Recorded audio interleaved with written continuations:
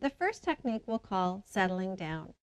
Sometimes it takes a few minutes to get into a relaxation mindset, and this technique gives your partner a little time to shift gears and make a mental transition from their crazy day to this relaxing experience. Use this time to relax yourself as you decide what techniques you're going to use for your massage. To begin, stand behind your partner and gently drape your hands over your partner's shoulders. Relax your hands, relax your body. Drop your shoulders and elbows. Hold this position and ask your partner to take a few deep breaths and take a couple of deep breaths yourself. Now let's do something with some movement. Let's do easy circles. Stand to one side of your partner in a small lunge position. Front leg bent and back leg straight. Place one hand on the shoulder closest to you and the palm of the other hand on the opposite side of the upper back. Perform circular movements using the entire palm of your hand. Continue these light circular movements down the back, overlapping one over the next. Don't bend from the waist as your hand travels down your partner's back. If you need to, widen your lunge. Make the circle slow and rhythmical. This next technique has a silly name, but it feels good. We're going to buff the body. Stand to one side of your partner in a small lunge position.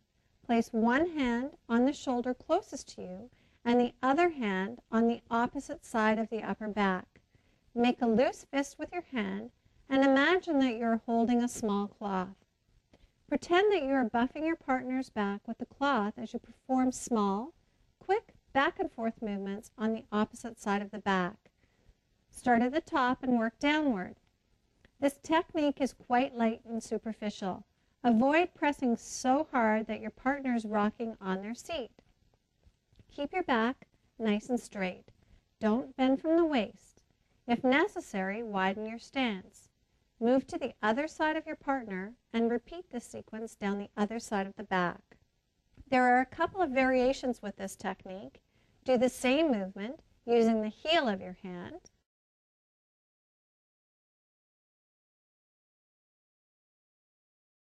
or do the same movement using your fingertips.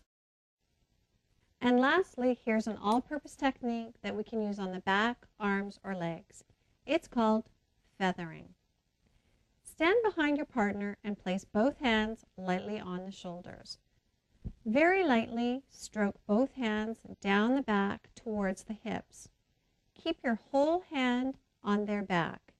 If you use only fingers, it can feel very ticklish. Bring the hands back onto the shoulders and repeat several times, keeping the strokes slow and even.